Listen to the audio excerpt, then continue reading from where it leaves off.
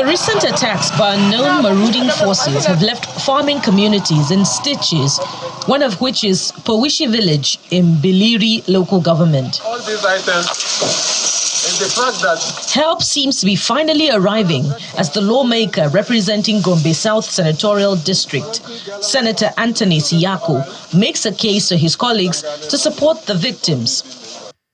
To urge the Inspector General of Police, Chief of Army Staff, and the Director General of DSS to investigate, arrest, and prosecute these criminal gangs to serve as a deterrent for the future.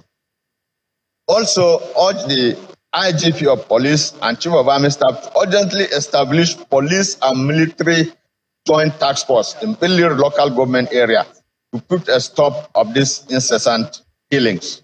Lamenting the spate of recurring attacks on farming villages in his constituency, the senator submits some prayers. Worried that such a development is threatening the peace and security in the area and neighboring states, such as Taraba, Bauchi, Adamawa State, and have negatively impacted food sufficiency and major economic activities. Aware that the primary duty and obligation of government is to ensure the protection of lives and properties in every Nigerian. The Senate resolved, therefore, to observe 1 minute silence in honor of the deceased constituents. His colleague, representing Bauchi Central, throws his weight behind these prayers. Mr. President, Sansani, Kalendi, Powishi are all familiar villages to me. You recall that Gombe was part of Bauchi State, and this territorial district is particularly known to me because I have a relationship that dates back to 40 years. After setting up a committee to take stock of losses incurred by the victims, Senator Siyako sends building materials, foodstuff, clothing, beddings, and cash directly to the victims. Despite the fact that he has sent some palliatives on his own, he has prayed the government to join him in relieving the pains of the community temporarily.